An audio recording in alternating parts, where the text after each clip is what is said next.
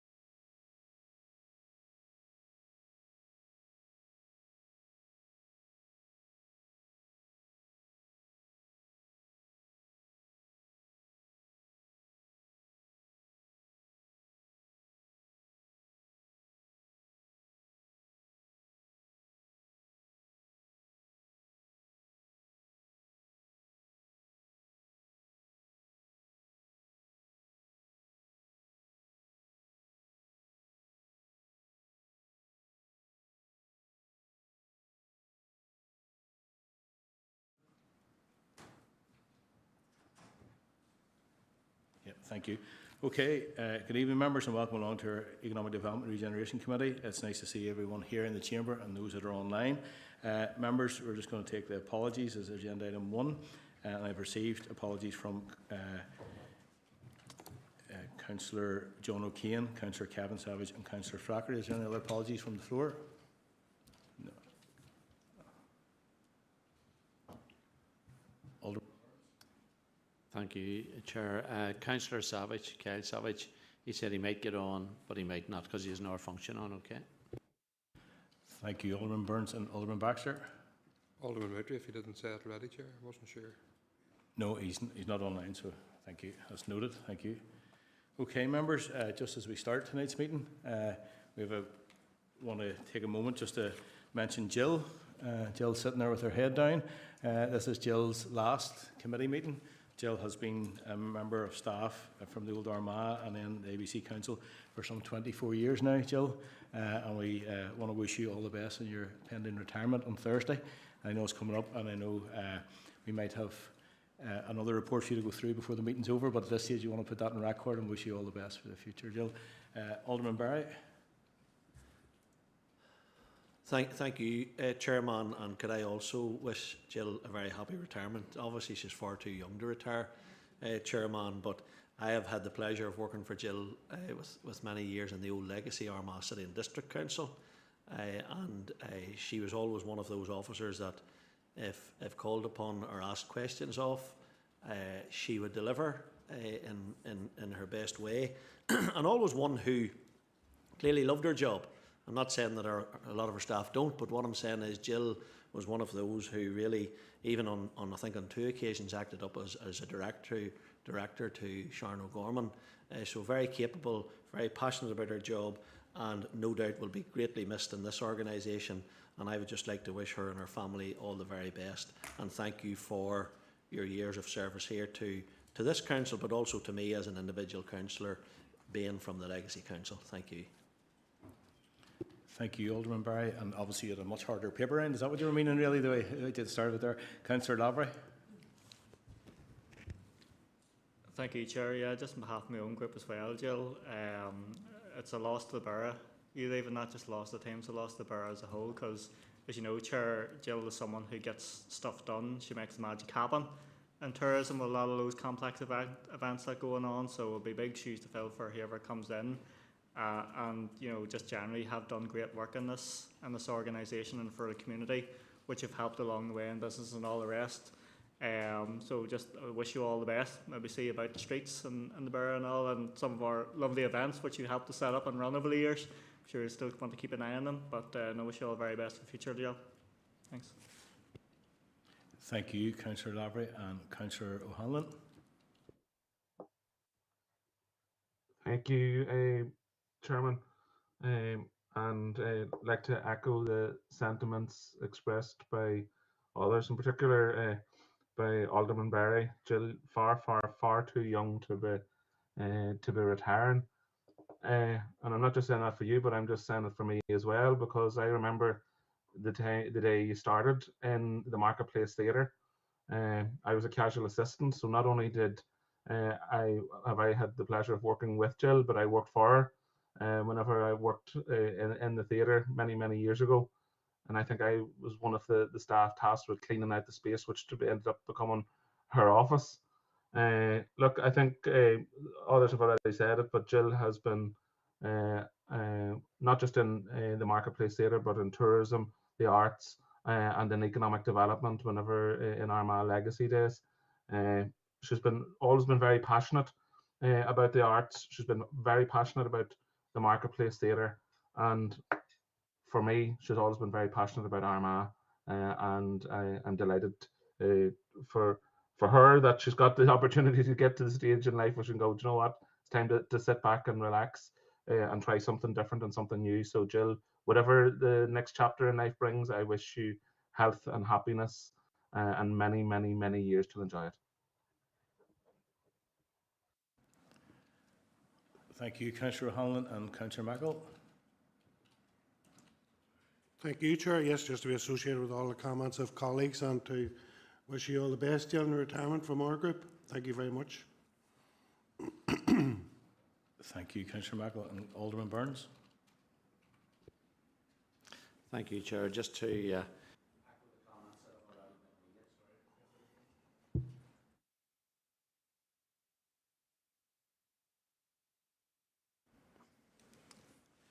echo the comments that have been made.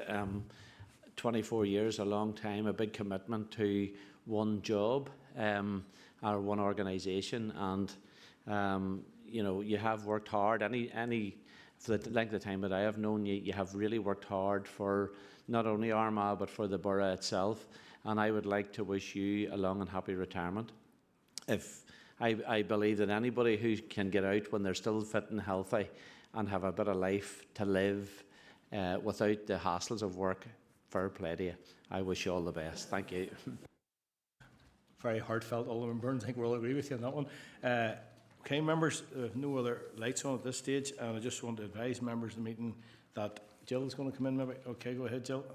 Sorry, I just want to thank members for their kind comments, and just to say it's been an honour and a privilege to do the job I've done for 24 years. So I thank you all for your support over that time. Thank you very much.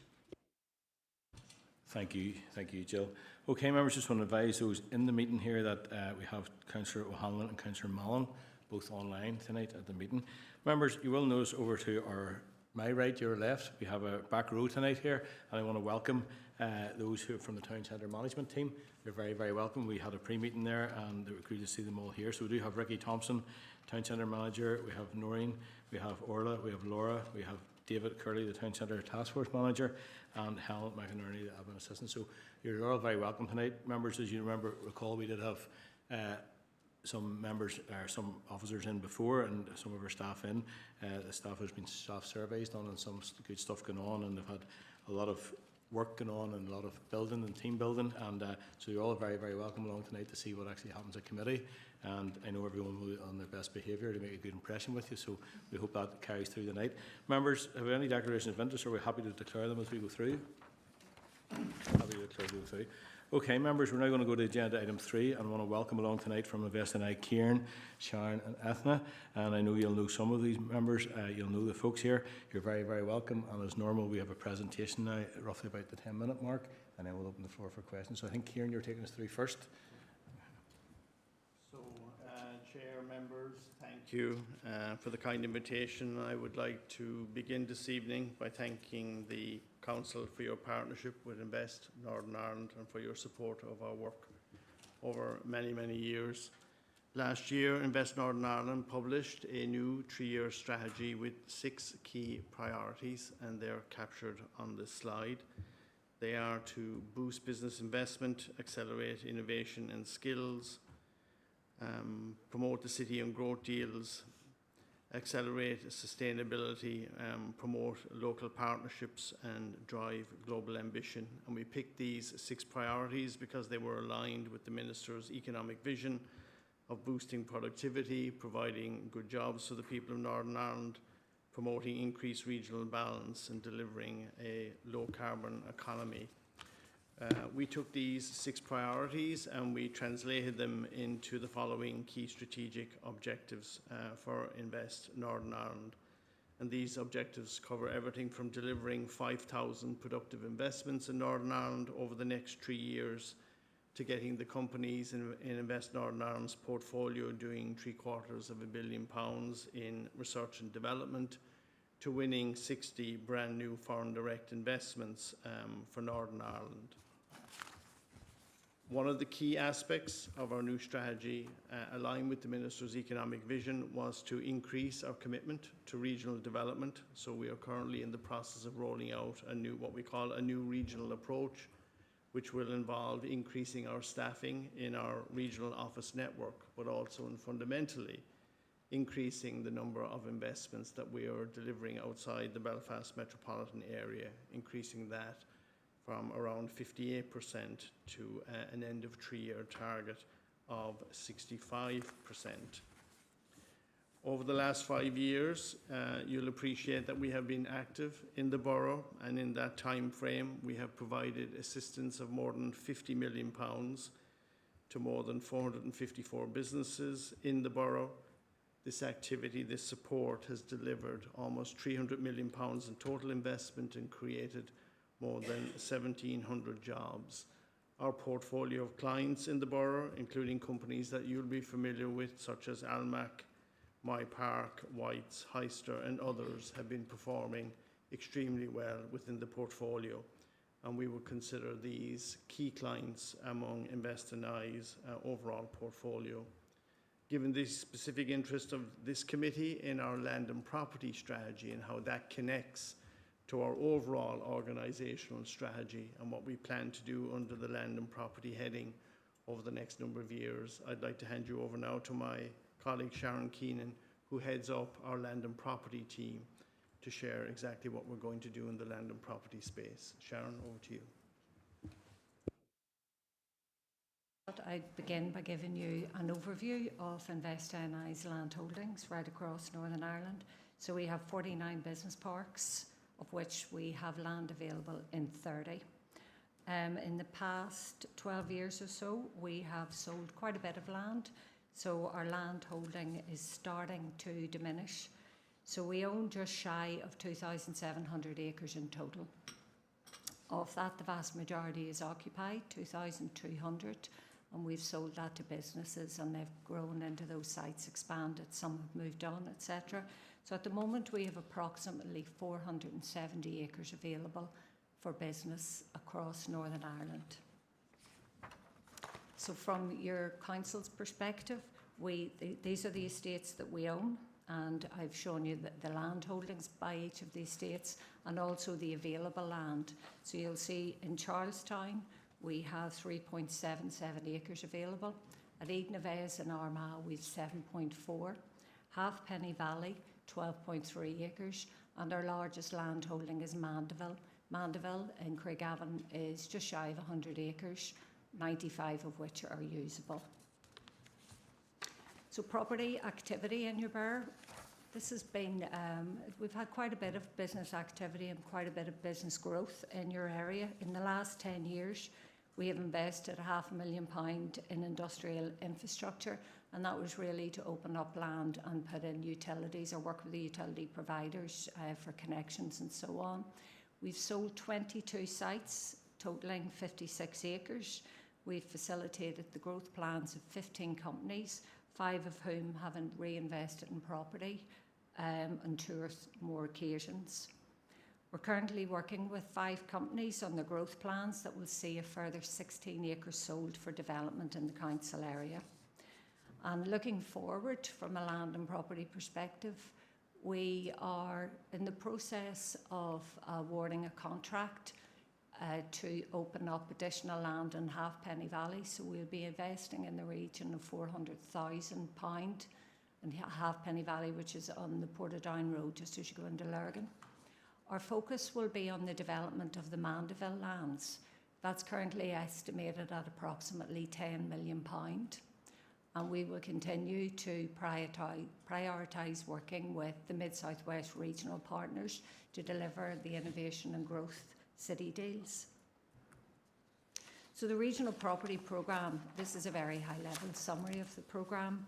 So as I've mentioned, Mandeville, and we also have land in the northwest, so our plans are to invest in both sites to open them up for further business growth. So we will complete the infrastructure work at one of our business parks called Campsie in the northwest and Mandeville. Partnership is really important to us. We're committed to working in partnership with stakeholders at a local level to understand specific land and property needs, and together co-design and deliver solutions. So we're keen to understand what are the barriers to business growth, and if that's property, together with our local partners, co-design and deliver those solutions. Targeted interventions. So we recognise that emerging local needs and international strategy will inform a requirement for targeted interventions. Strategically located sites. So these offer businesses the opportunities to maximise economic opportunities arising from our unique access to the dual markets and also to the all-island economy. local development plans, and the local development plans sit with yourselves and responsibility for delivery of same.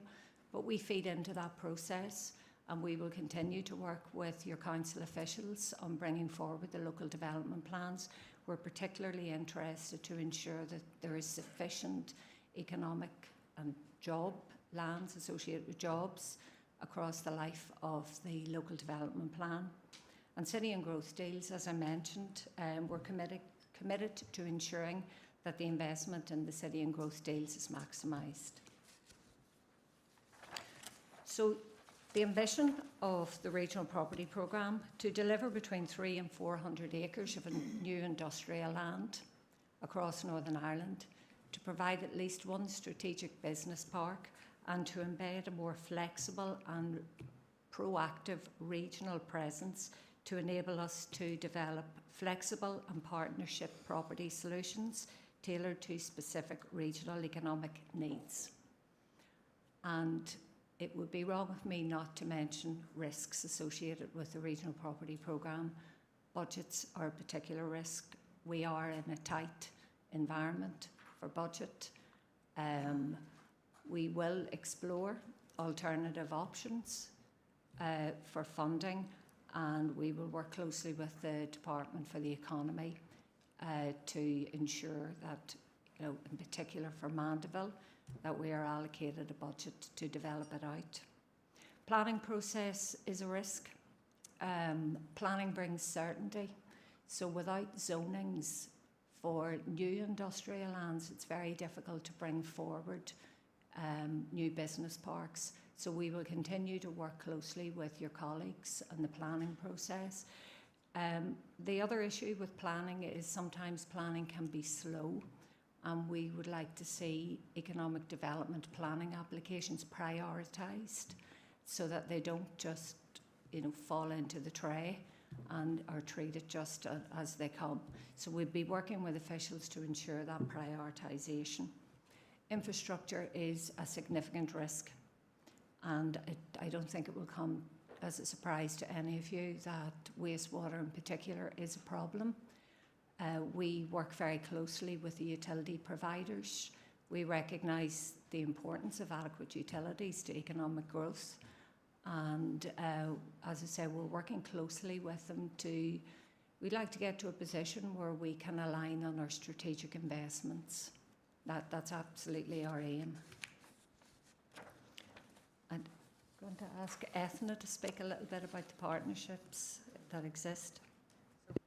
Aaron, so my name is Ethna McNamee, Regional Manager. So I work here within the region, looking after the partnerships that Invest NI has with key partners in the region.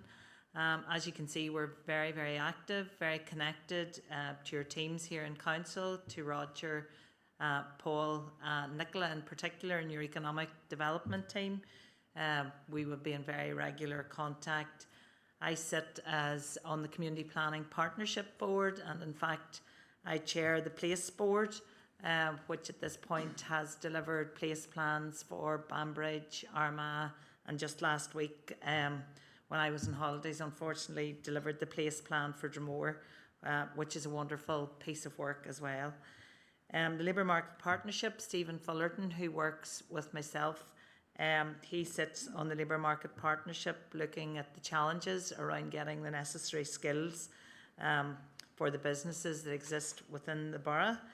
And in terms of the Local Economic Partnership, we're working very closely with the team here in Council to form the Local Economic Partnership to deliver on the support and funding that's available through that route. In terms of IDNI, Eugene Heaney from our Industrial Decarbonisation and Green Energy team is working very closely with your team here in Council around the industrial decarbonisation opportunity, particularly around Cairn and Seago. And Sharon has already mentioned the work that we're doing with yourselves hand in glove around accelerating the growth deal to make sure it can realise the economic opportunities in the borough. So just to be rest assured that as an organisation, we locally are very committed to being a key partner with yourselves and look forward to that ongoing work.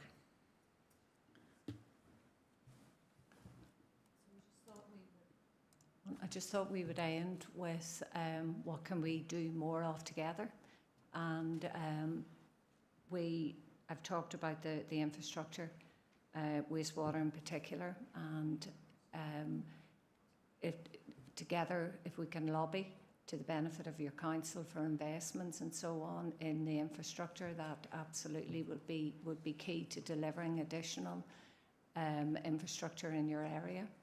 The planning process, I'd mentioned the local development plan process, and we are working with your officials to help them identify an adequate amount of zoned industrial land over the life of your plan. I'd also mentioned the cooperation on prioritising economic development planning applications. Mandeville is going to be a strategic priority for Invest NI over the next coming years to deliver that site and make it available for economic development for your businesses. And I had a meeting today with Paul, and we had touched on how we can potentially work together. And we're hearing anecdotally that local enterprise agencies are at capacity, and that the stumbling block is the move-on space, that the businesses there's nowhere for them to grow into.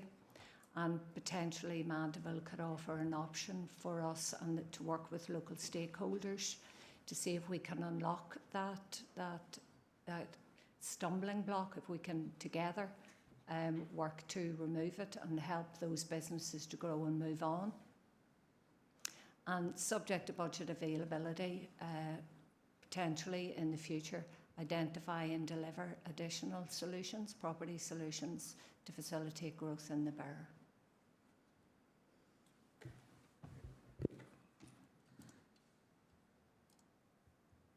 So, in summary, our clients in the borough and right across the region want to reinvest, and as part of our strategy, we're committed to enabling them to reinvest for all the benefits we're familiar with.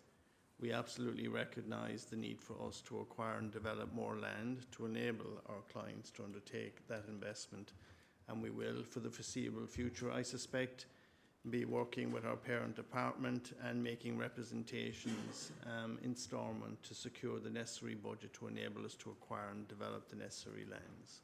Thank you, Chair.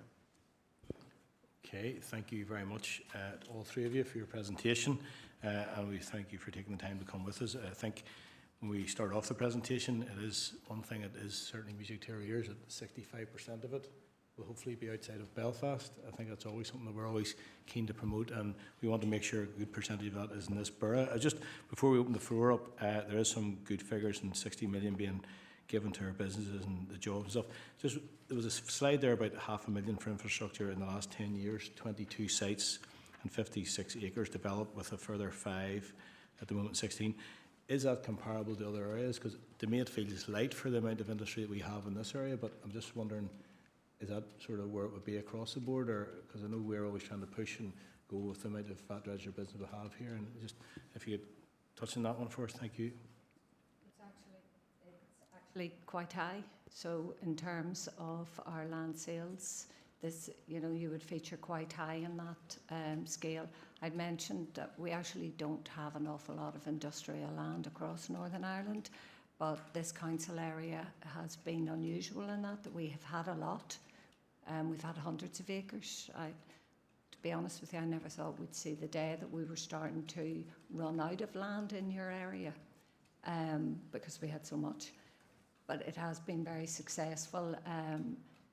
So yeah, your rate quite high up in terms of land sales over the last 10 years. Thank you. Okay, members, we'll open it up in Alderman Barry. Thank you, Chair, and thank you to Kieran, Sharon and Ethna. We know Ethna well. We see her many times, and one who has always been very helpful and is very well known in this area to staff and indeed to councillors like ourselves. And thank you very much for your presentation, because I read it last night and I was very impressed by what I had read. It's always good to see it down in black and white or in colour. in relation to the investment, because so many times sitting in this Economic Development Committee, we're looking at other areas, and I know it had been raised before in this committee and other chambers in relation to lands that you hold, but this graph here and the statistics that you have put here are clear. You know, like there's, for example, in Hamilton's Bond Road, Armagh, for example, 14.34 acres, but available land is nil.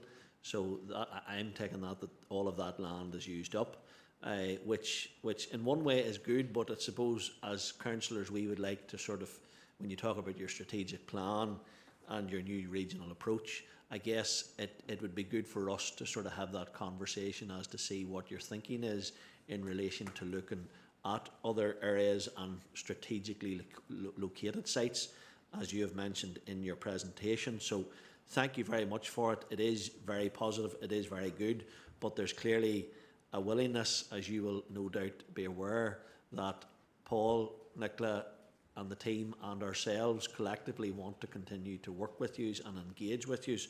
One thing that I would be interested to know when we talk about investors, and you quite rightly talked about investors, and when we hear the word investors, our ears perk up, because that's what we want in the area, and the figures are very, very positive. But you mentioned about the planning process, and I think it would be good for us to know, have you come across, even over more recent times, investors who are concerned about the ABC planning process and the time frame? Because I think it's important that we would know that, not in a negative way, but how we can see to improve that. Because as a local councillor, if someone comes to me looking help or representation on a planning application and they mention the economic benefits, you know, that is one thing that we will constantly request, that there is, you know, proper procedure and that it's brought forward in the most appropriate manner for that. And last but not least, in looking at the expanding and looking at the strategically located sites, there has been much mention here, understandably, about the land that you do own. But on the land that you do not own, in rural towns, for example, sitting on the A27 or sitting on the A1, have you looked, or will you look at potential sites or locations there when we're talking about the area plan, where we could take it to those strategically well located sites on the A27 or the A1, for example, to see how we can develop that where it just doesn't stop in one or two areas. So thank you very much, and sorry for the questions, but it just would be something just I would like to sort of know your thought process on, but especially on the planning side of things, because we're a council who want to see investment and want to see economic benefit coming to the area, which you will be well aware of. That's why you're here tonight, and I would just like to know if there's anything that we can do at this side to continue to press on that. Thank you very much. Thank you, and I'll bring you in there now. Sorry. So planning specifically, I suppose what we're hearing is that the issue tends to be with the statutory consultees and the response time from statutory consultees. I personally haven't been made aware of any specific area, any specific problems in your area from an investor's perspective. Some of our businesses do have issues with the length of time it can take to get a planning approval. We would recommend to our businesses that they front load these types of processes, that they don't just go into them without having discussions with your planning department in advance to make sure that everything they're submitting is adequate. But I think a lot of the issue of delay potentially could lie with statutory consultees. Where the other strategically located sites are, again, I had this conversation this afternoon with Paul, and we had talked about, I know there are discussions, and Ethan had talked about the place plan, sorry, and she talked about that today, and I have offered to sit in on those conversations because we're very keen to, from the property team's perspective, to understand what's happening, where the needs are. And again, this takes us back into that local focus to have a better understanding of what's happening at the local level from a property perspective. Thank you. And Councillor Duffy. Yes, thank you, Chair, and thank you for the presentation. As a member of the Planning Committee, I do know this council do prioritise strategic and large investments, you know, in the housing estates, major factories and stuff. And Damien and his team actually go over and above. And I think they're actually #1 in the north at the minute for strategic investments, you know, for getting the plan permission. So I don't believe that this council has any major stumbling blocks within that there. Under Mandeville's Craigavon, 95 acres, it's in the region of 59 football pitches for size. What has taken so long? Now, it is appreciated that there is going to be £10 million plus investment, but what has taken so long on getting to this point for this investment?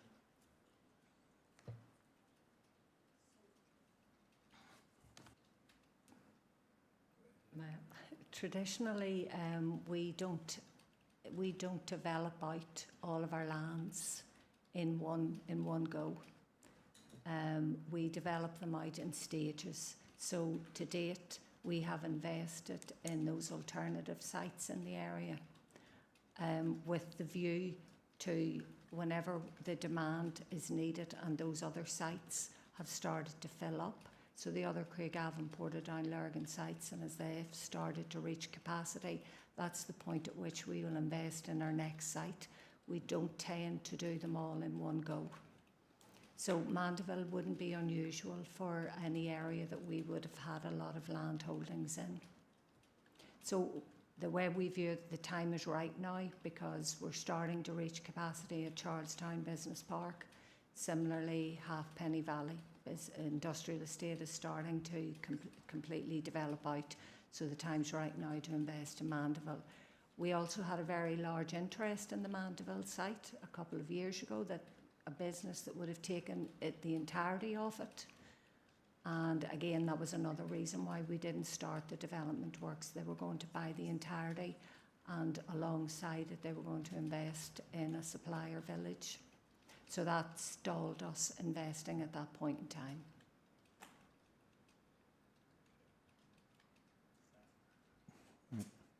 Thank you, Chair.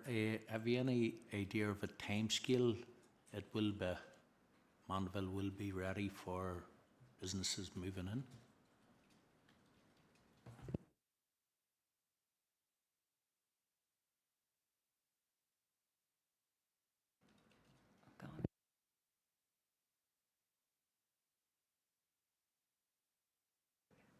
Currently, we are working on a project brief to appoint an integrated consultancy team to finalise a design so that we can submit a planning application. We've had initial conversations with road service in particular, just to better understand the impact of 96 acres on the external road network. That's very important to us because we may have external infrastructure upgrades to do. We're talking to Northern Ireland Water, so we're doing what we would advise our businesses to do. We're front-loading the planning process, but as I say, we are appointing an integrated consultancy team. We're about to go to tender on that for them to bring forward the detailed design and a planning application, and at that point we will submit it to yourselves for approval. Upon receipt of that planning approval, and I'm not sure how long we'll be in the planning process for, but upon receipt of that planning approval, we'll hopefully, subject to budget, we would start looking at procuring a contractor. It's a major site, it's a big site, so the works associated with it will take a while. It could take 12 to 18 months to actually do the work, but we've undertaken a bit of work already at Mandeville. We have 2 access points of existing roundabouts, and we already have an initial spine road built into it. What's very important to us is to look at green infrastructure as well to help our businesses with their net zero aspirations. So all of that will be taken into consideration in the development of Mandeville. So I can't give you a time scale on it just yet. Land projects are very complex. We can hit obstacles along the way as soon as you dig into the ground. Okay, thank you. And I think, Kieran, did you want to come in there? Thanks, Chair. Just to emphasise for the members that the regional property programme that Sharon has referred to, we only developed that regional property programme last year. We presented it and briefed the Minister on it, and the Minister and the Department have sanctioned and supported that regional property programme. So we're now actively involved in negotiations and discussions about securing appropriate budget to deliver that regional property programme. You will appreciate as well, even if we buy land, that land needs to have the utility services, the water and wastewater services and electricity, so that when clients or investors establish on the business park or in the land, they have a plug-and-play solution in terms of the infrastructure services. So we're sitting down with Northern Ireland Water and Northern Ireland Networks to make sure that we're working in harmony with them to make sure that the lands that we do acquire or want to develop have the necessary infrastructure services. And you'll appreciate that the lead time to do that, it takes time. Thank you. And I'll keep your light on maybe there, Kieran, just for a second. You just led in nicely. I was going to ask you next. Before we bring in, there's a lot more councillors come in. What exactly then is the relationship like? Because we talk about plan and flow here, but it tends to be NIE or it tends to be NI Water is a stumble block for that. So you said you're sort of talking with them at the minute. What does that look like, or how does that progress? Because obviously that is the main stumbling block. It comes across an awful lot of, with us individual companies wanting to move, and that there is a, what stage would that be at just with yourselves? Thank you. So those discussions with Northern Ireland Networks and Northern Ireland Water have been very, very constructive, very frank, very, very open, very, very engaging. They've been able to say to us, here are locations across the region where there's spare capacity. And they've been able to look at our sites and tell us where there needs to be incremental investment or where there is surplus capacity. So that helps us to plan in terms of our marketing and promotion strategy. And we know where, say for example, if a manufacturing client from overseas comes to us and they need a lot of water and wastewater very quickly, we know which sites have the spare capacity, and we know which ones need some additional development depending on the needs of the clients. So we have found those discussions very, very helpful. Okay, thank you. Councillor Labrie. Thank you, Chair, and I want to thank you for presenting your report. Sharon, I'm going to touch on a point you made in terms of the amount of land that's available in Craigavon for industry, and surprised how much it was. I know your report looks a lot to the future, but I'm going to take us back to the past and explain why that was. A lot of people were effectively kicked off their homes, kicked off their properties, faced with rock bottom prices in the hope of creating a new city of Craigavon. And a lot of people suffered through that. Now, the new city of Craigavon never came to fruition as it was designed, but it's quite a growing, well-liked, strong area in terms of residential amenity, residential growth, and with the opportunity to have those local jobs in local industrial areas, although it's been a slow process. And one of the things I want to touch on is you talked about difficulties, and some of the feedback that we've got of the difficulties in this area is at times the previous approach for Invest NI in terms of some of their sites, and touched on Mandeville in particular. Now I appreciate you have this new plan. It looks to be very positive going forward, and the fact that 20% of the available land that you own is in the Mandeville site alone. It's clear that if you want to deliver on your plans, you're going to have to deliver on Mandeville. So I have two sort of questions based off that.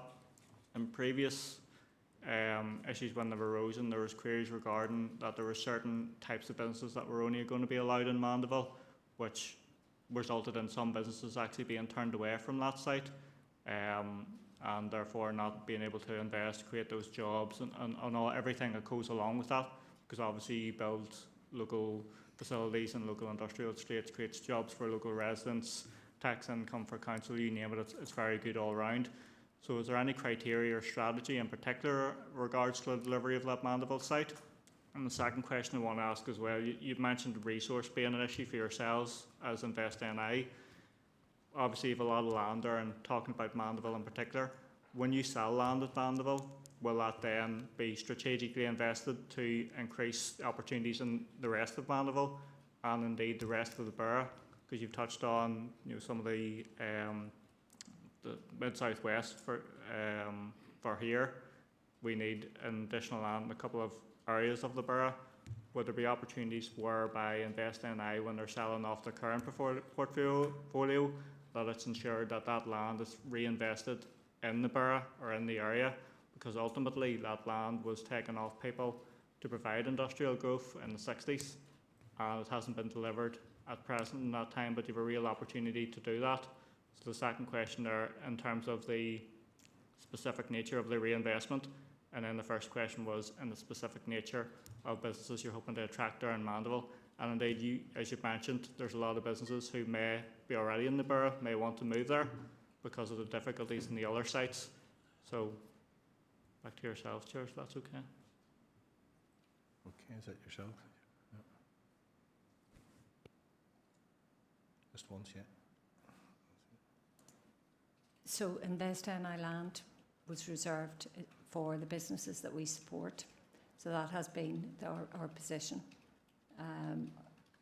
What we recognise in moving forward is that if we are going to co-design and co-deliver property solutions, that might involve investment outside of Invest NI, then we can't be denying businesses that, for example, if the council was to invest, and I'd mentioned the move-on space or start-up units, there traditionally haven't been start-up units, hasn't been Invest NI's remit. But if council is investing or other private sector stakeholders, we would have to take a more flexible approach to that. So in terms of businesses that have been denied, I can't comment on that. I don't know the detail. But yes, the land would have been held for Invest NI supported businesses. With regards to finances, so the model for when our money comes in, so we're on single year budgets, so it can be difficult to take the income and spend it in 1 year. So you're taking me into complex accountancy world for government. That's not my area of expertise. But yes, we would be looking to reinvest in our property, and those capital receipts that we get are used to balance off on the capital budget. And I'm probably not explaining it very well because I'm not one of the accountants, so I apologise for that. So maybe I'll take that issue. So if we were to sell land in ABC Council area, the receipts from the proceeds from selling that land couldn't be ring fenced for the exclusive use for reinvestment back in the borough area. So it comes into the central pot in Invest NI, and then we're duty bound to use that capital to buy land right across Northern Ireland. We couldn't ring fence it for the exclusive use of a single borough area.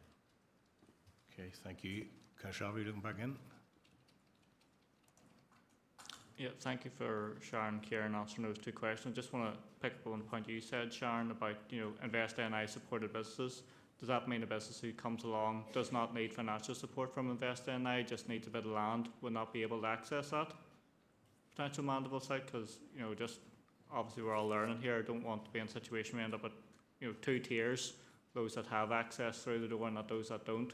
Because anecdotally, the Craigavon area in particular of the ABC is a strong area of industrial growth. So you don't want to be creating a scene where some people get access and some don't, depending on what's available, because a lot of businesses maybe will be self-funding in some of the current industrial estates in terms of their expansion. But just to clarify that, because I don't want to be in a situation where we end up on a two-tier system for business in the borough. Thank you.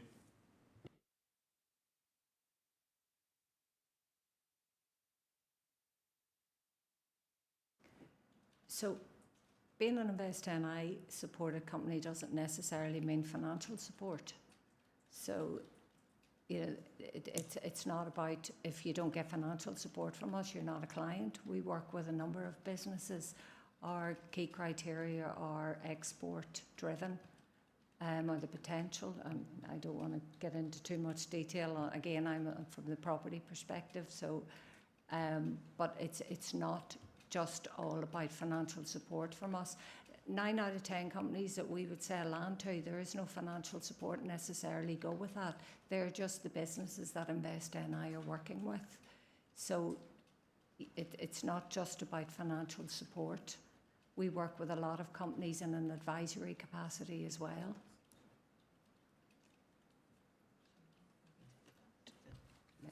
Thank you. And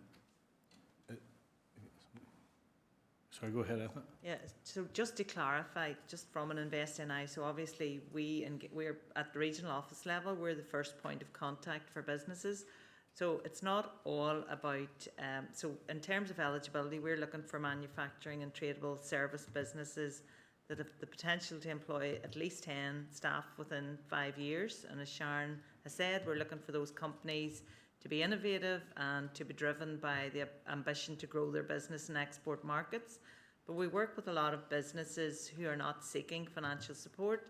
It can be advisory support, but we are looking for businesses who have the characteristics that they're in the manufacturing and tradable services sector and want to grow their businesses in export markets.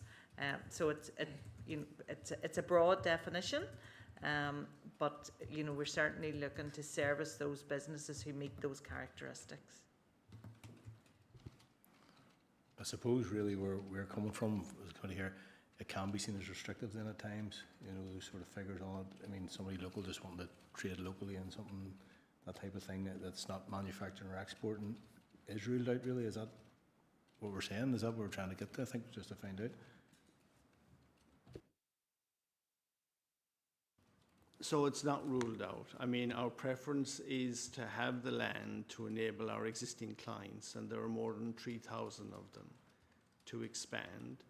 We need land so that if a multinational company says we'd like to invest in ABC Council, we need to have some land available to provide them with a turnkey solution, because if they have to wait 12 to 18 months to get land and planning, they will go elsewhere. So we will always need a reserve of land to cater for those types of investments. If a business comes to us and they're not an existing client and they don't have the profile that we insist on before we will provide them with land, we will judge that on a case-by-case basis. So some businesses will come to us and say, we need land, our intention is to export and to grow the business, and we'd like to become an Invest NI client. Happy to have those conversations as well. As part of our new strategy, we're working with a broader base of client companies, so we would encourage any business that wants to expand and invest to have the conversation with us. Thank you. Councillor, have your lights back on. We're going to bring in Councillor Ferguson first. There's a few others and we'll see what time I have. That's okay. We've been a couple of times there. Councillor Ferguson. Thank you, Chair, and welcome to Kieran, Sharon and Ethna into the Chamber tonight. Thank you for your presentation. I'm afraid I'm retaining the subject of land. And specifically, I've kind of watched investable site strategies of other countries in Europe, with particular reference to France as a best practice example of central governments setting aside and even land banking in terms of development, and that's been really successful for them. Of course, we're talking about that on a regional level here. And I wanted to ask specifically about Banbridge within the land development that you have here, because for me it is a standout figure that there is no available land in Banbridge. And out of ABC Council, Armagh and Craigavon do have some potential to develop, but unfortunately for the Banbridge area, there is zero land available. Now, on the Scarborough Road in Banbridge, we do have 2 enterprise parks, one that is at capacity, one that requires further development, but there are businesses there such as Alternative Heats, Clear Hill, Kane Group that could expand, and there are other businesses who would like to locate within the Dublin-Belfast economic corridor in Banbridge. So I guess my question here is, with this kind of figure and for us wanting to achieve regional balance within our own borough, what are the specific plans, or are there any specific plans to develop land to really help local economic growth and regional balance across the ABC Council area? Thank you.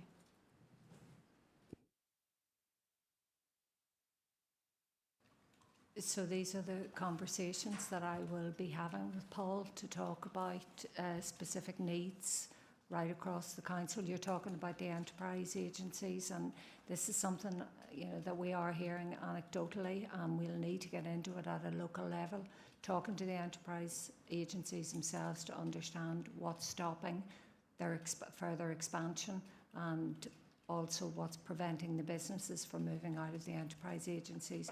So this is a piece of work that we will be engaging with Paul and the team on. That's, again, as Kieran had mentioned, this strategy it's only relatively new.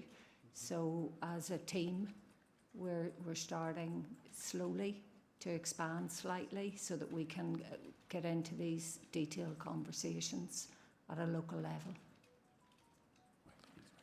Thank you. Councillor Ferguson, back in. Briefly, Chair, no, and thank you for that, Sharon. It is good to know that these conversations are happening and that you recognise that there is a vacuum here in Banbridge. Anecdotally, businesses will tell us on a regular basis that part of their problem is they have nowhere to expand to. And I only had that conversation recently with a big business in Banbridge. So those are the conversations and the research that needs to be taking place quite urgently with respect to Banbridge. But thank you for your support on that. Thank you, Councillor Ferguson. I suppose, I know Alderman Burns is coming next. I suppose maybe my question would be then, the places that are all sitting at zero, is there plans to actually buy land in, or is that something, I suppose, financially at the minute that's, as opposed to even waiting, we know there's companies want to go, but is there any pipeline that you know that you're going to buy in our area, or is that not the way it works? Obviously, you have hundreds of acres bought many years ago. What way does that work nowadays?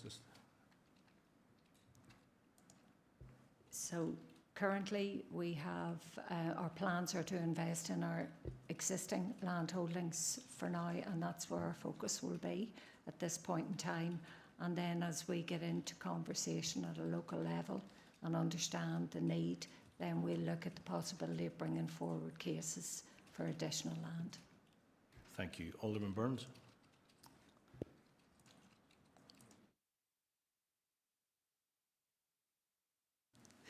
Silenced again. Thank you, Chair, and you'll not be surprised that I'm on the same vein as Councillor Ferguson. I have represented Banbridge for 29 years now, and looking at this here, they have 25.13 acres and with no availability. Banbridge and Dromore sit on the Belfast-Dublin Economic Corridor. It's handy for ports, Warren Point, Dublin, Belfast, and yet we don't have any land available there. I think it's something that we desperately need to look at. As Councillor Ferguson said, we do have conversations with businesses who are looking to expand, but they don't want to move miles away. They want to expand in the Banbridge area, which is just about right. So we stretch from Dromore to Loughbricklin right across the corridor. There's plenty of land there. It's only about getting availability, and we did lose some economic land there not so long ago because it was turned back into farmland. We have lost a number of major employers there, Lotus Delta Shoes and the Creamery, two major investors and two major employers. So, it would be nice to see if we could have the conversations about bringing investment to the eastern side. Thank you for the presentation. I was disappointed in your map that Banbridge didn't even feature on it. So maybe that says it all. Thank you. Thank you, Alderman Burns. And Councillor O'Hanlon.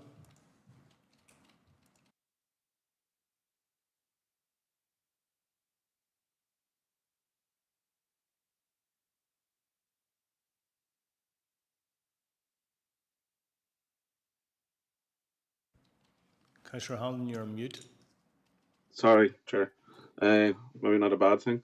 But look, first of all, thanks to folks for the presentation.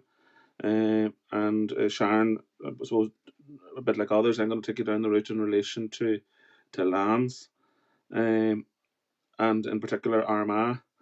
Out of the land that Invest have at the minute in ABC, 80% of it is on one site. So out out of all the local authorities, or all other councils in Northern Ireland, where else would that be acceptable? I'm aware of live and actual examples where businesses have walked away. We have lost one to manufacturing in County Monaghan, and even more recently, one who was looking for lands in ABC. The conversation was more about Lisburn rather than about accommodating people within ABC. People, whenever a business comes, they're telling me and others like me that they're interested in Armagh or they're interested in Banbridge. There's no point in saying to them, all right, yeah, but we've land down the road in Mandeville. They're not interested in it. And that's where it's deeply frustrating for elected members. I understand the issue that, and some of us have been involved in enterprise agencies for quite a number of years. All our enterprise agencies and parks are full. What's stopping them growing is that they can't get people who are in them can't get to the next stage. They cannot get to the bigger unit to allow the newer businesses, then that the growth businesses, to start off in them incubation units again, to be able to move on.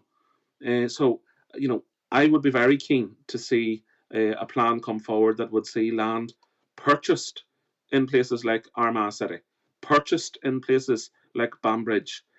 It is not good enough for people in other parts of the borough and other places of Northern Ireland to say, okay, we're going to hang all our hat in Mandeville. And look, that's great. I'm glad to see you're investing in it, and I'm not knocking investment.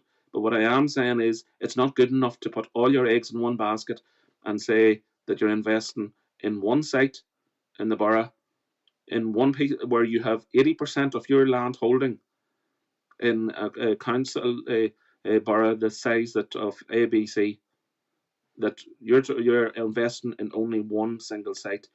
Invest in in my experience, has been, I always joke that they've got a nosebleed if they got out of Belfast, but there's been too much Belfast centred focused over many years, and it's people in rural communities and in border communities who are crying out for investment and who are saying enough's enough.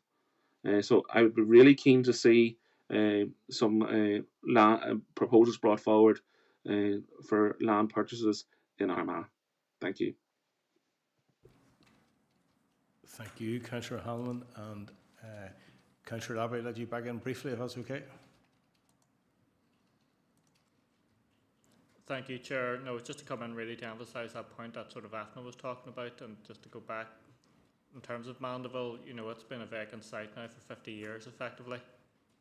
So when you're hearing that, you know, it's manufacturing and sale of other valuable goods and that those conversations are done on a case-by-case basis, I think given the length of time that that site's been occupied now and the emphasis it does have on the investment, that those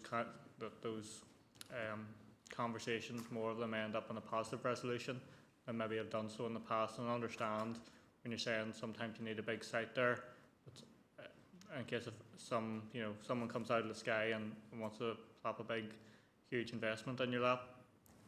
But you know, it hasn't worked on that site, and I think there needs to be a more realistic focus on local delivery, because the local companies are there that will help you deliver them, that will help you deliver opportunities in that site. So I suppose it's about working together to make sure it's happening along with council officers and so on. Thank you. Thank you, Councillor Lavery, and we're going to bring in the Director.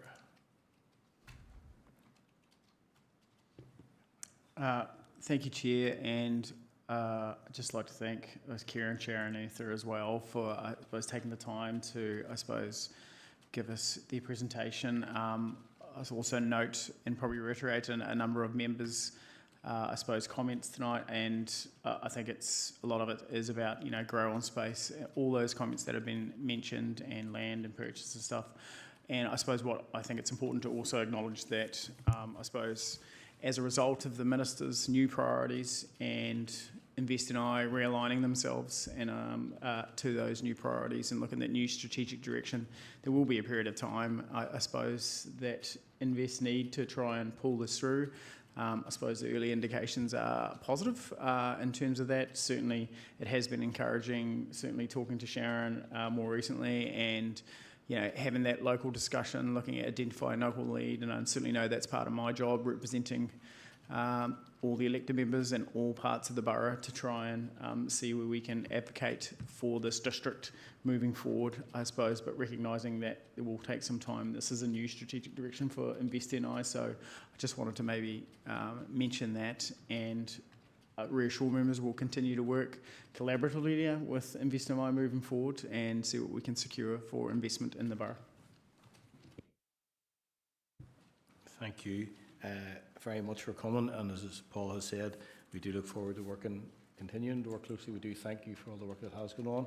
I know it's a massive benefit to many businesses in our borough, and I know members have appreciated you taking the time, Chief Executive and Sharon and all to come tonight. So we want to wish you well in the future, and hopefully we can keep good communication with ourselves here in ABC. Thank you. Thank you, members. Okay, members, I would also like to welcome a young man sitting at the back of the room tonight, Noah.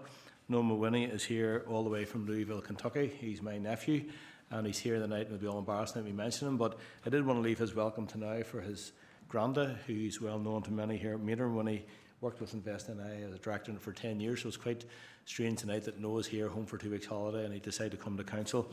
He's a very keen interest in politics, and I know things are very quiet over in America where he lives, so he thought he'd come here to see where lots of things really happen. So Noah, you're very welcome tonight, and I hope you enjoy it here tonight. Okay, members, we're going to move on then to agenda item 4, and this is our business plans, and we're going to ask Paul to take us through. Thank you. Thank you, Chair. Members will be aware that annual business plans for economic development, tourism, arts and culture require approval at this committee as part of Council's performance and quality management framework. Business plans for the up and coming year for these two departments are set out in the report, business plan report and appendices. It is recommended that members approve the business plans, and heads of department are here to take any queries that you may have on these. Thank you, Paul. Okay, members, it's a decision item, so is there any questions or anyone like to propose or second this tonight? Proposed by Councillor Mackle, seconded by Alderman Barry. Members, we all agreed? We'll bring in some lights on it. Was that just proposals? All agreed? Councillor McLellan, you want in? Yes, okay, Chair. Thank you for letting me in, and it's just a question for information.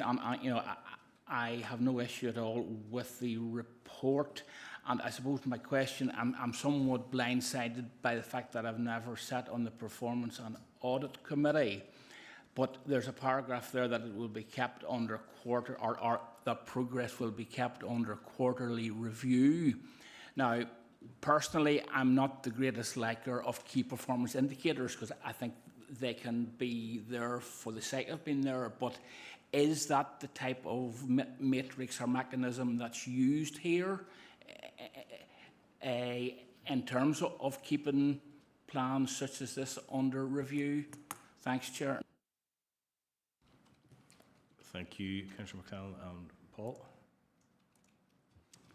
Thank you, Chair, and thank you, Councillor McLellan, for your query.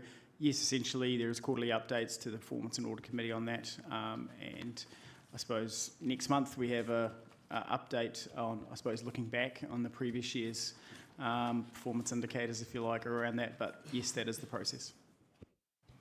Thank you, and I think you've got yourself volunteered there for that committee. It's always a popular one. Councillor Ferguson. Thank you, Chair. And just along the same grain as Councillor McLellan, I just wanted to be sure, Paul, that the evaluation of this does come back to this committee as well as that committee, because it would really seem quite inconsistent if it just sat with that committee. So it is important that it does come here for consistency. Just one question on the priority for economic development and promote and support the boroughs, cities, towns and villages. So many of the members will know here that towns and villages have certainly been asking and wanting support from the council. They have seen our Tier 1 towns gets lots of financial support, and it's good to see this priority here for, in my own DEA, places like Rathfriland, Guildford, Points Pass. And it's just to get some more ideas from the economic development team on what that can look like for smaller towns and villages. And I think that would just be really helpful for us to provide some context for that at this early stage. Thank you, Councillor Ferguson. And if I'm right, we do bring a 6-monthly update to this committee on that create. Yeah, but Paul, do you want to come in there? No. Yeah, members, I suppose, will be aware of, the previous report we brought, certainly around the small settlements and the restrictions, certainly around central government funding that I suppose council draws on and distributes out around that, and the challenges. As you know, we've wrote to both the Minister and engaged with other central government departments to see where that gets widened, and hopefully that message, as I understand it, has been heard, and that will hopefully give us more flexibility to develop up, I suppose, programs, initiatives that will support the smaller towns and villages across the district. But I suppose to some degree we are at the mercy of the central government funding and the restrictions around it. In saying that as well, there's a further report on this evening, recently discussed task force groups, etc., looking across the district about how we can support local organisations, businesses, a wee bit of information on the empty to occupy schemes and how we can roll those out wider, and other schemes that have been maybe brought forward around those types of shop frontages, etc., that will help support businesses across the district, and particularly in, I suppose, not just Tier 1 towns, Tier 2s, and even below that, moving forward. Thank you. Okay, members, we have a proposer, Councillor Macklin, and second by Alderman Barry. We all agreed? Agreed? Thank you. Okay, we're going to agenda item number 5, our Urban ABC website and social media platform, and Nicola's going to take us through this. Thank you, Nicola.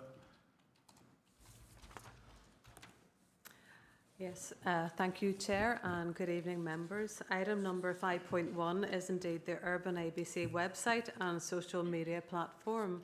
The decision required, well, there's a number of items here just to note, and I will read you through those, and then there's one to approve. So members are requested to note that the platform was established in autumn 22 as part of the COVID-19 recovery initiative aimed to revitalise Tier 1 town centres, and that was funded from DFC's COVID recovery funding stream. And to note that the origins and aims of the Urban ABC platform, along with town centre business needs, have evolved since 22, and that wider support for both urban and rural towns and villages is now required. Another point to note is that the platform, under its historical concept of revitalising Tier 1 town centres, is in the process of expanding its scope to include Tier 2 rural towns, and that's been promoted through a series of workshops in May and June 25. And then finally, members are requested to approve a full and comprehensive review of the Urban ABC platform is undertaken with consideration for both urban and rural towns, businesses and associated resource requirements. Thank you. And Alderman Barry.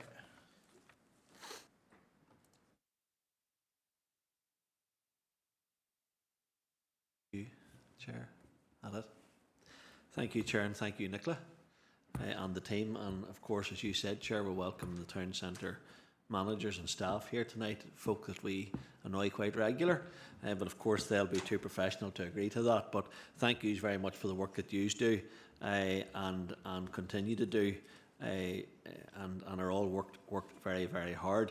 This matter of the Urban ABC platform was initially raised by myself, and it wasn't raised in a negative way. It was raised because of the positives of the ABC, Urban ABC platform, and the very positive platform that it was providing. And it was something that when I was going through Facebook and social media sites and others, I could see the positivity that was being delivered out there for those businesses in Tier 1 towns. And that's the fundamental reason why I raised that, because there can never be enough positivity out there, because so many times we as a local authority or on many occasions lambasted or criticised for things we should or should not be doing or could be doing. But this platform here was something that I felt that was delivered upon was something absolutely brilliant, and it was promoting local businesses who are paying rates in the Tier 1 towns. And it was on that basis that I had requested, as you will know, Paul, and other officers and Nicola, that we look at rolling this out to the Tier 2 towns or the rural towns, and I'll go further, villages who have shops in them. And I'd ask you at the time if you could look at seeing how we either could have an urban or a rural ABC, or try to include it within that we are covering all businesses. So I welcome this. I know there's a approval here tonight for a comprehensive review of that, and I'm happy to propose that through the chair. But I would commend the staff who run this, who continue to run it for the Tier 1. And I'm simply just saying, even whilst this is a comprehensive review, maybe it's something that we could look at in the short term, or continue to do, is already to include those Tier 2 towns in this particular one at the minute. And drop into a town like Tandragee or Rich Hill or Guildford or wherever, and focus on a couple of businesses, what they're doing in the urban ABC. But I think there's definitely room for progress here. I welcome that. I welcome the work that the officers and staff are doing and have done, and I'm looking forward to this comprehensive review to see what is going to come out of it. But one thing needs to come out of it is that the rural businesses need to have that same exposure than the urban businesses have, and I think that's important. Whilst we talk about the Tier 2 towns, there are also thriving villages and hamlets in this area that I don't think we want to exclude. So when we're in that comprehensive review, I think my humble opinion would be that we just don't focus on the Tier 2 towns as well on that rural side, but look at the villages that's outside that also could benefit, because it is positive, and I'm happy to propose it and commend the staff for the work they're continuing to do, and look forward to this comprehensive review as to what's going to come out of it. And if we can be of any help, I've no doubt the staff will be engaging with us as members, as are our thoughts on. And last but not least, and I think it's worth noting, at the last meeting, I had congratulated several businesses who had won prestigious awards in the Countryside Alliance Awards night in the Titanic Centre, and they were all rural businesses. And I think that's something that we should take note of, and I just asked the chair, I'd requested that letters would be sent out to those. I would expect they have been sent out, but I just want to check that through you, Chair. But I think it's worth noting they were rural businesses. So all I'm calling for is equality. Equality for urban and rural, and I think we're getting to that stage slowly but surely, and I look forward to the day that it will be included. Thank you. Thank you, Alderman Barry, and I know I definitely signed them, and I think I definitely did sign them, so they've been sent out and all, so as per your request. I suppose you said about it, ask about in the report there, I was really glad to see there's proposed dates already in for workshops in Warringstown, Donaghcloney, Keady, Rathfridan, Market Hill, Rich Hill, Tandragee, and Guildford Recreation Centre. So I think that will cover a lot of what we're talking about there. So it is good if all members can promote that as they go. But just so you did propose that, Alderman Barry, yeah, thank you. And Councillor Ferguson. Thank you, Chair. And just to note that I'm happy to second that proposal. I just have a couple of questions on it, please, Nicola. It's just to give us some idea of timescales on the review. Certainly very supportive of the review to understand how we can widen the remit of a urban ABC, but timescales would be important, and just what the interim solution is here. I mean, Alderman Berry has referred to coverage of Tier 2 and rural towns, and what is the interim solution here to cover them based on capacity and resourcing within the team? They do a great job already, but it's really what we can do as an interim until that review is fully complete. Thank you, Councillor Ferguson, and yeah, I agree, the resourcing is going to be a major issue. Hopefully if this continues to be as successful as we planned it and hope it to be. Thank Thank you, Nicola. Thank you, Chair, and thank you, Councillor Ferguson. Yes, I agree completely with Alderman Berry. I have to go back to you. You made a great line. You said there's never too much positivity, so that was brilliant to hear that. You're absolutely right. We have to have a timescale around this, and we have to move into a full and comprehensive review. But resources will be key in all of this, but we would like to move it on as quickly as possible. Maybe within the next 3 to 6 months, we would like to do that. But I think it's important to point out, as you know, you have rightly said, there is an interim measure in place. Urban ABC is working, but we've also been able to incorporate rural ABC as well into that. But we're finding this maybe a little bit clunky and might be a little bit repetitive with corporate communication. So we really want to have that review done. We want to make sure that the message resonates, you know, from all channels, that we're all saying the same thing, and that we're including urban and rural under an umbrella that works really well and is easy to navigate as well. Thank you. And Councillor McElrath. Sorry.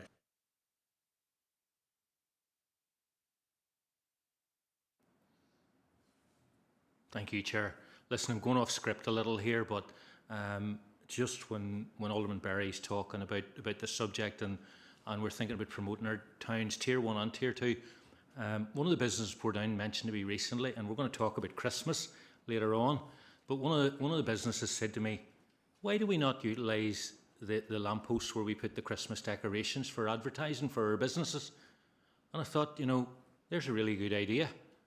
And I was in Limavady a few weeks after it, and I noticed that in Limavady they had every lamppost that they normally have the Christmas decorations. They have a lovely advertising board, sheet, whatever, shop local, or the different ones on it. And I was just thinking, with our town centre managers here, before maybe they leave later on, that's something that we could bear in mind going forward, because it applies not just to the Tier 1 towns, but also the Tier 2 towns where we've lots of Christmas decorations. It's utilising the infrastructure that's already there, and that those could be changed potentially. It's just something maybe to look into. And just when we were talking about promoting our towns and villages, that came into my head. So sorry for going off script a little there, Chair. No problem, Councillor McElrath. It was a good idea, and officers are telling me we'll take it on board, and that the lampposts will be free in 2 years' time around May for some reason. I'm not sure, but hopefully we're not thinking about that so quick. But no, it's a very valid idea. So, members, we do have a proposer and seconder for agenda item 5.1. We all agreed? Agreed. Okay, members, an information item 5.2, and I'm going to ask David to take us through that.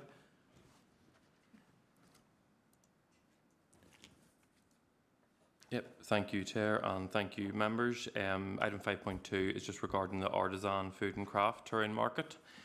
So, as members are aware, in October 2024, it was agreed to pilot an artisan-style touring market across the 5 Tier 1 towns.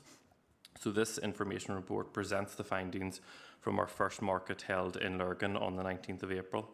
So the event featured 18 traders, 16 of which were borough-based businesses. All borough-based traders reported successful financial outcomes and praised the infrastructure provided by the council. So the event attracted just over 900 attendees, resulting in significant sales for the traders, and also very positive feedback from our businesses within the town. And members will note some of the positive comments later on in the report. And it's just to advise that we have 4 more upcoming artisan markets. Our next one is on the 24th of May in Dromore. And then we have Banbridge on the 14th of June, Armagh on the 2nd of August, and Portadown on the 23rd of August. Thank you. Thank you, David, and it's good to see David. And if I'm right in saying, I think the one in Banbridge is going to be in a new area, is that right, down the bottom of the town, which I think would be great to bring people to that end of the town, if I'm right in that, is it? Bridge Street, yeah, so good to see it that's going there. So, Councillor Lavery.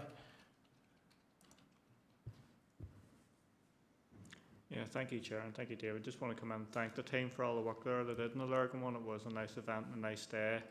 And you mentioned as a pilot exercise for this year, but hopefully that's something look forward to the artisan market coming back in 2026. Thank you, Chair. But thanks very much for the team and everyone who's involved in pulling off a great event. Yeah, it definitely seemed to have been a really great success. So, Councillor Ferguson. Thank you, Chair, and it's good to see the positive feedback on the markets so far. Sorry, it was just a comment that you'd made there to the Town Centre Management Team on the location. Could I get that confirmed about the location of the Banbridge market, please?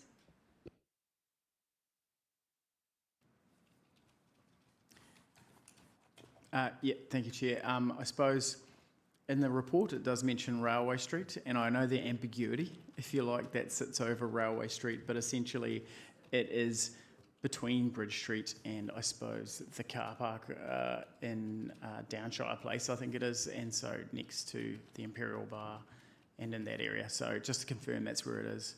And yeah, I was confused too with Railway Street when I see it actually a wee bit further on, but there's a historical reason that it's called that area. So, but yeah, just for that clarity. Yeah, it's where the new pods are, in the new area it's all been done. I mean, new pods are, so down there, isn't it? Yeah, so good. Okay, Alderman Burns.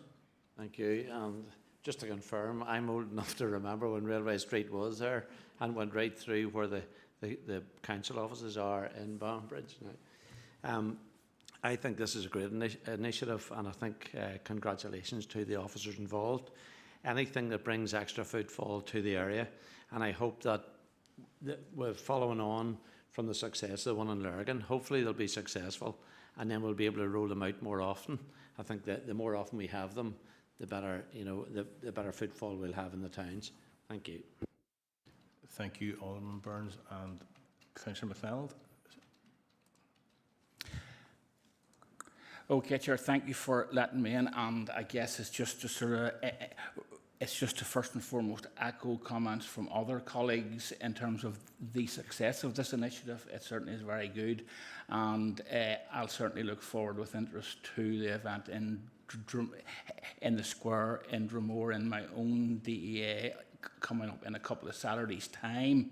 And Chair, with your indulgence, I would like to maybe stay on the topic of Dromore for a moment and mention an initiative that 28 or 30 individuals who are business owners are attempting to get up and running, and that's namely the Dromore food and retail map.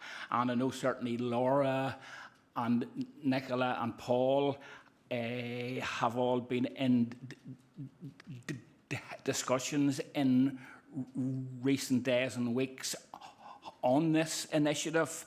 And I suppose if I could propose that a team from our economic development team do reach out and let's have a meeting with the individuals who are spearheading this, and let's see what we as ABC Council can do to help. I totally understand we're on a tight enough timescale and so on, but I would make that a proposal, Chair. Thank you. Thank you, Councillor MacDonald. It's quite a loose link you got in there. We mentioned Dromore and you got in somehow, but if I can, do you want to reply, Paul? Just Nicola, thank you. Yes, thank you, Chair, and you're absolutely right, Councillor McClelland. We have been engaging, and I know Laura, as the Town Centre Manager, and David as well, have been engaging very closely with the Chamber of Commerce, and indeed the representative who has been liaising with you. So we will continue to engage and to engage positively as we do with all groups, and we'll continue to signpost to appropriate resources as well. Just to note the tight time frames as well, because I believe in the proposal there was talk of around end of June for something to happen, and with the processes and procedures within Council, the processes and procedures with regard to public money and funding, we know that we'll not be able to meet that time frame, but we'll continue to liaise and work with the Chamber of Commerce there. Thank you. And do you want back on, Councillor McConnell, very briefly? indeed, Chair, just in terms of begging your indulgence, it's just to sort of thank Nicola for the reply that she's given, and certainly the overall sort of messaging behind it is well enough understood. So let's see what we can do. Thank you again. Thank you. Councillor Ferguson. Thank you, Chair, and thank you for your patience. This will just be a brief comment to officers around the market in Banbridge. We know that it's going to be held on the same day as Buskfest, and I just want to put on the radar of officers about how that works as it's held with another major event in Banbridge versus if it was held on its own, and the impact of each of those scenarios. And I'm just keen to understand, is it best placed to have it with another major event, or is it something that could be on its own, and just to horizon scan that in terms of evaluation? Not for now, but it's certainly one just to keep on the radar as to what the best solution is for the market in Banbridge. Thank you. Thank you, and points well noted. Okay, thank you. No, okay, thank you. Okay, Councillor McGrath. Thanks, Chair. Just to second Councillor McCallum's proposal there a few moments ago. Thanks. Okay, thank you. And okay, members, it was an information item, so we're all agreed on that. Agenda item 6 then is 6.1, and we're going to ask Jill to bring her final report. And I think she's trying not to hide the smile there, I can see, but go ahead, Jill. Thank you.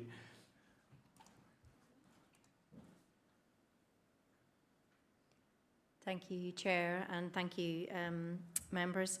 As members will recall, we bring quarterly reports to this committee on the tourism, arts and culture facilities and their performance throughout the year, and this is the annual report then, end of year report for 24-25.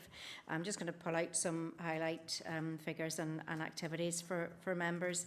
And during the period in question, our facilities altogether welcomed over 181,000 visitors, selling over 82,000 tickets for events, activities and exhibitions, with both figures showing an increase on the previous year. In Armagh County Museum, they welcomed 11,036 visitors, which included 2,721 school visitors and 1,115 group visitors.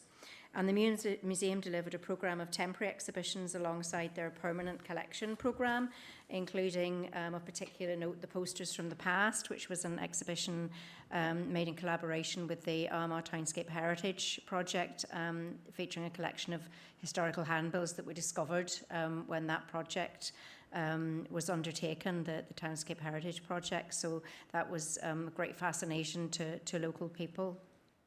The F.E. McWilliam Gallery then, and in this year it welcomed 48,566 visitors and delivered a programme of workshops for adults and children, hosted visits by schools and community groups, and delivered talks and tours of Banbridge throughout the surrounding area.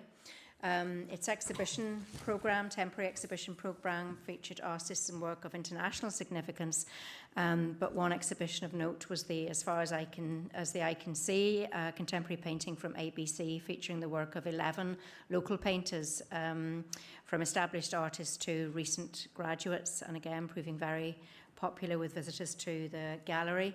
And members, I'm sure, will be aware that the work began on site this week for the expansion programme at F.E. McWilliam Gallery, due for completion in autumn 2026. Over to the Marketplace Theatre and Arts Centre then, and this was one of the busiest years, 24-25, with over 82,500 people visiting the theatre and over 63,500 tickets purchased for its performance. It presented 235 performances across its auditoria, with 62,739 of the 78,000 plus tickets representing an 80% capacity throughout the year for its performances and 94% capacity for its workshop programme. And it also celebrates its 25th anniversary this year, as do Councillor O'Hanlon and I. And since opening in 2000, approximately 1.4 million people have attended the venue, as 5,000 plus performances, 2,000 plus workshops, 350 exhibitions and multiple other activities. And also during the year, we've been highly productive in terms of the community arts section. The Traditions for the Future, Arts Council for Northern Ireland funded 8-week creative programme where we worked with 3 professional artists and 3 mentee artists and paired with community groups from Achigallan, Kilcomane and Legahory for that project. Members will maybe have noted that the announcement was made this week about the Art Fund UK Going Places programme, in which we are partnering with Aberdeenshire Museum Services and Liverpool's Open Eye Gallery on a community engagement programme through our museums, engaging groups that are underrepresented in the museums and in their collections. And finally, out at the Navan Centre, this year the centre welcomed 55,935 visitors with ticket sales of 24,023 for its tours and events. And a particular note was that in August 2024, the return of the Wicker Man event came back to the centre after a hiatus of 4 years with its highest ever ticket sales of 740 tickets. And we're repeating the event again this year with an increase in entry numbers for that. And the Education Service, which is based at the Navan Centre, delivered its education programmes, which are all curriculum based, to over 14,000 school pupils from within and beyond the council area. Thank you, members. Thank you, Jill, and I'm going to bring in Councillor McArath. Thank you, Chair, and thank you, Jill, for delivering your last report. And I suppose the beauty about online now is you can go back and watch your last report now for forever and a day. And I suppose the other thing I'll say is someone who's been supposedly retired for 12 years, the workload doesn't get any less, depending on what you wish to do. But all the best in your future role, Chair. I just want to say, really, it's a word of thanks to Brian in relation to the VE Day celebrations over this last kind of week or so. I know Brian and his team put in a huge amount of work, Susan in particular, and April as well. But not only that, when I see Armagh County Museum on, Sarah facilitated some schools as well, and want to put on record our thanks for that. So it's just to really say thank you, Brian, for I know there was a huge number of events, huge effort, and just thank you on behalf of our group. Thank you, Councillor McArath. Yes, certainly, points well made there, and pass on our thanks to all the team who've done a lot of work. And members, I know our lights on, so Jill, it just remains for me to wish you all the very best, and thank you very much again for all your work here in the council over many years, and I wish you a happy retirement. Thank you, Jill. Okay, members, we're now going to go into confidential business, so we're going to say good night to all our town centre managers and team, and we wish you all the best. Thank you for attending tonight. Okay, members, there's no correspondence, so we're going to go straight in. Could I have a proposer and a seconder to go into committee? Proposed Councillor Maggle, seconded Councillor MacLeod. Members and online viewers, in accordance with Schedule 6 of the Local Government Act, exempt information, we will now be moving into confidential session of the Council. This means that we'll be turned off the public feed of the meeting. This will be returned when the meeting is restarted. Can I ask ICT officers to proceed to turn off the feed and confirm with me when the confidential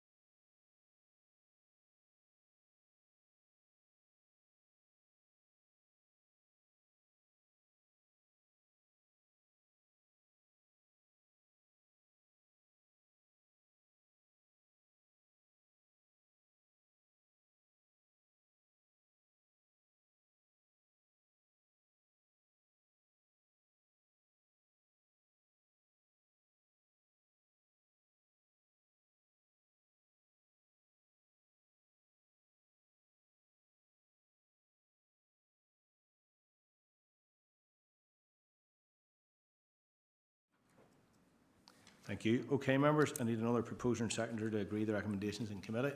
Councillor McClellan, Councillor Merkel, and we're all agreed? Agreed. Okay, members, we have no any other relevant business. All I would like to do is to thank each one of you for your input over the last year. This is my last meeting as chair, and to thank our vice chair as well, and especially to our team who work here.